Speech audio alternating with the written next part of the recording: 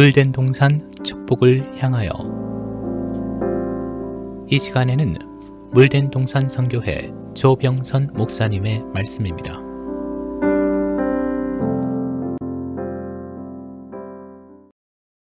할렐루야, 한 주간도 평안하셨는지요? 우리 인생 누구를 막론하고 하나님께 언도받은 죄는 세 가지였습니다.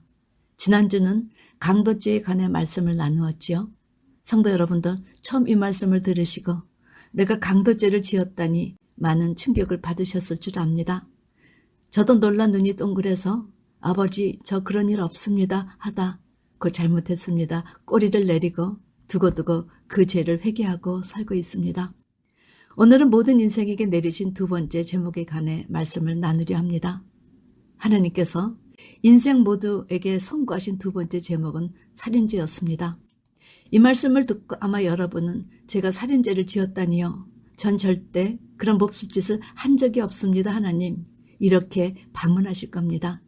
성도 여러분, 저도 그랬습니다. 그러나 이 제목 살인죄란 죄에 대해 성경 전체를 찾아보면서 점점 마음이 가라앉으며 아버지 옳습니다. 저도 살아오는 동안 두 손 한 명 죽었겠네요. 시인하지 않을 수 없었지요. 하나님 아버지께서 자기 백성에게 물으시는 죄는 세상이 말하는 죄가 아니요 하나님의 불꽃 같은 눈으로 바라보시는 하나님 기준 앞에 진 죄를 말하는 것이기 때문입니다. 하나님 앞에서 모든 인생이 진 이 살인죄는 육신을 죽인 것만이 아니라 하나님의 형상을 가진 형제를 미워하는 것도 살인이라 판단하셨기 때문입니다. 그러므로 그것을 깨달은 사도 요한이 요한일서 3장 15절에 그 형제를 미워하는 자마다 살인하는 자니 살인하는 자마다 영생이 그 속에 거하지 아니하는 것을 너희가 아는 바라 이렇게 선포했습니다. 그렇다면 성도 여러분, 하나님의 안목하에서라면 인생 모두 셀 수 없는 수많은 사람들을 죽인 살인자였던 것입니다. 그러므로 이 세상 어느 누구도 하나님의 이 판결 앞에 자신이 사는 동안 어떤 사람 미워하지 않았던 사람 있으면 나와봐. 그런 의미에서 우리에게 언도하신 이 살인죄란 제목은 하나님의 안목에서 보시는 죄란 사실을 유념하셔서 자기 자신을 재점검해야 할 것입니다. 살인하지 말지라는 이 계명은 하나님께서 광야 1세대에게 주신 10계명 중 6째 계명이었습니다. 제가 이 살인에 대한 성경 구절을 성경 전체를 통해 살펴보니 구약의 도피성 제도를 법으로 만드시고 강조하셨던 내용이 바로 살인한 자를 도피성에 우거하게 하는 법에 있었습니다.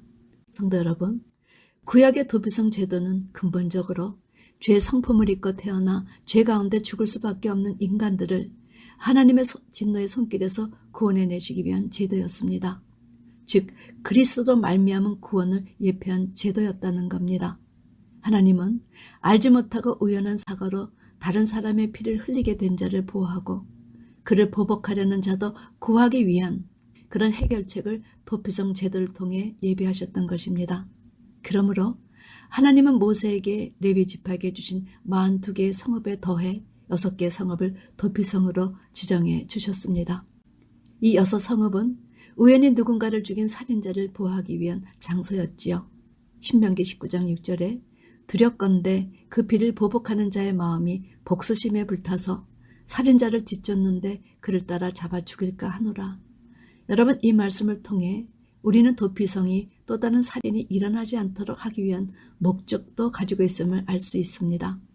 도피성으로 간 살인자는 성문 어귀에서 자신의 사건에 대해 고하면 성읍의 장로들이 이를 듣고 그를 심판했습니다. 그러므로 그에게 분명한 죄가 있다고 판결이 날 경우에는 그는 성 안으로 들어갈 수 없었지요. 계획적이거나 악의적인 의도가 없었다는 것이 밝혀진 경우에만 도피성에 머무를 수 있게 하셨던 것입니다.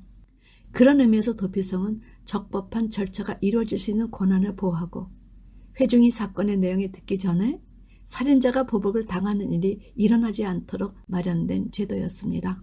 그리고 우발적 살인에 대한 공소시효는 대제사장이 사망한 후에 만료가 되어 살인자는 그 이후에야 보복에 대한 두려움 없이 집으로 돌아갈 수 있었지요. 그런데 성도 여러분, 여기에는 지리학적 요소도 포함되어 6지파는 레위인에게 도피성과 그 땅을 주어야 할 뿐 아니라 도피성으로 이르는 길을 닦도록 명령을 받았습니다. 이는 부지 중에 살인한 자가 어느 곳에 있더라도 가장 가까운 도피성으로 피할 수 있는 거리에 균등하게 배치하셨던 것입니다. 그런 의미에서 이 도피성은 구원의 뿌리시고 산성이신 예수에게 도피하는 자는 산다는 사실을 모형적으로 보여주신 예표였다는 것입니다. 하나님이 제시하신 도피성 6곳은 그 지명에 우리의 주님을 묘사하는 이름으로, 게데스라는 지명은 하나님의 성전 되시는 그리스도는 의미로 납달리 선지에 속하고, 세겜은 정사를 어깨 맨 아들 예수 그리스도란 뜻으로 에브람 산지에, 연합, 동맥이란 뜻의 헤브론은 성도를 하나님과 연합하게 해주는 그리스도를 예표하며 유다 산지에 두었습니다.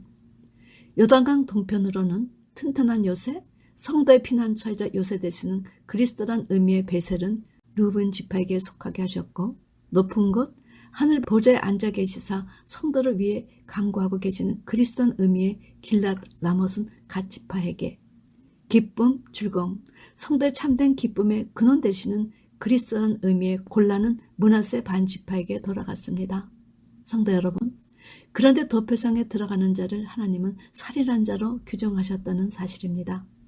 이 시대 성도들은 하나님께서 모든 인생을 살인자로 규정하셨다는 사실에 의인이라고 말하지 못하지만 하나님 그러나 살인은 절대로 하지 않았습니다. 이렇게 부인하거나 항의할 수 있습니다. 저도 제가 이것만큼은 안 했는데요. 목구멍까지 나오다 참고 하지 않았습니다. 왜냐하면 강도죄도 절대 아니라고 생각했는데 정반대 결과가 나왔기 때문입니다. 그런데 이 도피성에 대해 연구하면서 얼마나 큰 은혜와 감동을 받았는지 모릅니다. 그런데 십자가상에서 더욱 누가가 증거한 말씀이 심령 안에서 여러 번 메아리 쳤기 때문입니다. 누가복음 3장 19절에 이 바라바는 성중에서 일어난 밀란과 살인을 인하여 옥에 갇힌 자더라. 바라바는 우리 인생 모두를 대표한 자였습니다. 그리고 그가 져야 할 저주의 십자가를 대신 져주신 분이 바로 우리 주님이었다는 사실입니다. 그런데 그 바라바가 강도지만 한 것이 아니라 살인자라는 사실을 통해 하나님은 철저히 우리의 삶을 되돌아보게 하셨다는 사실입니다. 세 번째는 하나님은 다윗에게도 살인죄를 언도하셨습니다. 사무엘하 11장 첫 절은 이렇게 기록되어 있지요. 해가 돌아와서 왕들의 출전할 때가 되매 다윗이 요압과 그 신복과 온 이스라엘 군대를 보내니 저희가 암몬 자손을 멸하고 라빠를 에워쌌고 다윗은 예루살렘에 그대로 있느니라. 성도 여러분, 처음으로 다윗이 전쟁에 나가는 것을 불참하고 모처럼 옷을 즐기고 왕궁 지방을 거닐다가 그곳에서 누구를 보았는가? 한 목욕하는 여인을 보았는데 그 여인은 알고 보니 햇사람 우리아의 아내였습니다.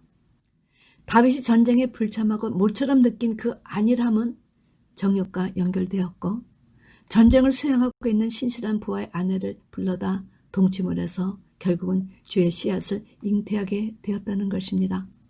그러나 다윗은 이 사실을 은폐 조작하기 위해서 전쟁터에 있던 우리아를 급히 소환해서 그의 아내와 동침하게 합니다. 그러나 우리아의 우직하고도 충성스러운 행동으로 말미암아 수포로 돌아갔지요. 그때쯤 다윗은 후회했어야 됐습니다. 그러나 하나님의 언약궤가 전투 중에 계시고 동료들이 전쟁터에서 분투함으로 그는 아내와의 동침을 거부했습니다. 그러나 다윗은 이미 정욕의 영과 거짓의 영이 들어가 양심이 마비된 상태로 우리에게 술까지 먹여 술 취한 상태에서 아내와 동침하게 다시 시도하였습니다. 그러나 우리아는 마음의 긴장을 풀지 않고 끝까지 아내와의 동침을 거부해서 그가 얼마나 신실한 충신인가를 보여주셨습니다. 한 번 죄의 늪에 빠진 다윗은 여기서 또 다른 죄를 저지르는데 그것은 조카뻘인 요압을 통해 충성스러운 우리아를 살해할 생각을 한 것입니다. 정욕의 영과 거짓말하는 영에 이어 다시 살인의 영이 다윗에게 들어간 것이지요. 성도 여러분, 죄가 죄를 낳기 때문입니다. 그런데 얼마큼 다윗의 양심에 털이 났는가? 다윗은 우리아를 최전방으로 내보내 저로 마저 죽게 하라며 우리아를 살해할 계획이 담긴 편지를 우리아의 손에 직접 들려 요압에게 보냈습니다. 성도 여러분, 우리 인생에게 일어나는 문제는 실세 중에 실세이신 일곱는 일곱 등불, 일곱 영을 가지신 하나님 앞에는 드러나지 않을 것이 없고 값질 것이 없는데 그것을 깨닫지 못하여 하나님의 면전에서 무수한 살인을 행한다는 겁니다. 그런데 놀랍지 않습니까? 요압과 다윗이 뜻을 같이하여 우리아를 최전방에 내놓아 죽게 했지만 작전 계획의 실패로 우리아뿐만 아니라 예성외로 많은 아군의 인명이 손실을 보게 되었습니다. 제 결과가 또다시 다른 양상으로 나타난 것이지요. 요압이 그 사실을 다윗에게 보고했을 때 이 일로 걱정하지 말라. 칼은 이 사람이나 저 사람이나 죽이느니라. 여러분, 이것이 죄에 사로잡힌 다윗이 우리아의 죽음과 자기 부하들이 떼들러 죽은 이 사건을 본 견해였다는 사실입니다. 죄는 이렇게 사람을 돌변시키지요. 죄에 대해 무감각하게 만드는 것입니다. 이 소식을 듣고 우리아의 처 밧세바가 통곡을 하였습니다. 밧세바를 다윗은 자기 궁으로 데려와 아내를 삼는데 이는 그녀가 임신 중에 있고 자신의 죄악을 은폐하려 했기 때문입니다. 그 후에 밧세바가 아들을 낳는데 사무엘하 11장 맨 마지막 구절에 다윗의 소위가 여호와의 보시기에 악하더라. 성경은 그 당시 사람들 모두가 다 다윗에게 속아 넘어갔지만 하나님은 전능하신 일곱 눈으로 이 모든 악한 행위를 다 보셨다는 사실을 제시하셨습니다. 그리고 사무엘하 12장에는 하나님의 선지자 다윗을 보내 다윗이 이런 추악한 죄를 뉘우치고 회개할 수 있는 기회를 허락하시고 그에 맞는 벌을 내리실 것을 다윗에게 전하게 하셨습니다. 선지자 나단은 다음의 비유를 다윗에게 들려주었지요. 한 성에 두 사람이 있는데 하나는 부하고 하나는 가난하니 부한 자는 양과 소가 심이 많고 가난한 자는 아무것도 없고 자기가 사서 기르는 암양 새끼 하나뿐이었다. 그런데 어떤 행인이 그 부자에게 오매 부자가 자기 양과 소 다 아끼고 가난한 사람의 양 새끼를 빼앗아 자기에게 온 사람을 위하여 그 새끼를 잡았다. 이렇게 말하니 다윗이 크게 노하였습니다. 그리고 이 일을 행한 자는 마땅히 죽어야 하고 그 양 새끼를 4배나 갚아줘야 한다고 분노했습니다. 아직 다윗의 머리는 율법에 대해 알고 있었던 것입니다. 그때 나단이 그 주인공이 바로 너다. 너는 은밀히 행하였으나 나는 이스라엘 무리 앞에 백주의 이 일을 행하리라며 하나님께서 하실 일을 전언하게 하셨습니다. 그러나 하나님은 과거 다윗의 언약을 상기하셔서 그를 버리시지 않으셨습니다. 그가 그의 죄 자리에서 머물러 더 이상 사단의 노리기가 되지 않도록 나단을 통해 책망과 경고를 하셨던 것입니다. 이는 다윗이 사생아가 아니라는 사실을 드러내신 것이요. 하나님의 다윗을 사랑하사 끝까지 사랑하신 증거를 모든 자들에게 보여주신 것입니다.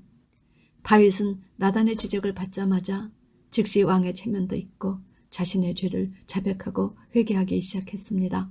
그러므로 밧세바 사이에 불린의 씨는 잃었지만 하나님과의 관계는 회복을 하게 된 것이지요. 다윗이 말할 수 없는 패역한 죄를 지었지만 자신의 죄를 씻되 제대로 씻었기 때문입니다. 하나님은 어떤 죄를 지었던 그 죄의 내용으로 아파하시는 분이 아니시라 어떤 죄라도 씻어 자기를 깨끗해 한 자면 기뻐하신다는 사실입니다. 그리고 마태복음 족보에 이런 내용을 첨부하여 기록하게 하셨습니다. 이새는 다윗 왕을 낳으니라. 다윗은 우리아의 아내에게서 솔로몬을 낳고.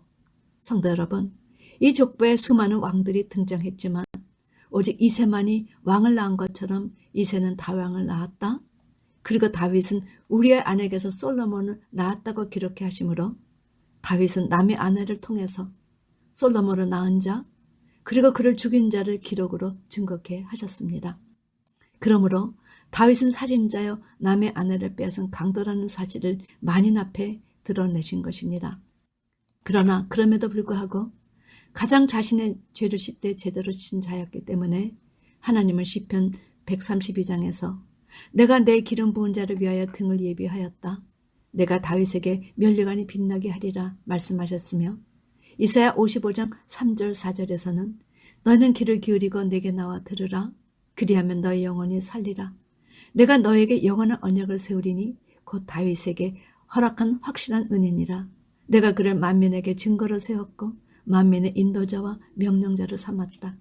그를 14만 4천의 대표자로 세워주셨던 것입니다.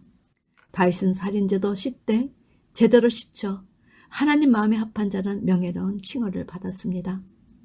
성도 여러분, 여러분과 저도 이 살인죄를 씻되 제대로 씻어 하나님 마음에 합한 자가 되기를 주님의 이름으로 축원합니다. 아멘.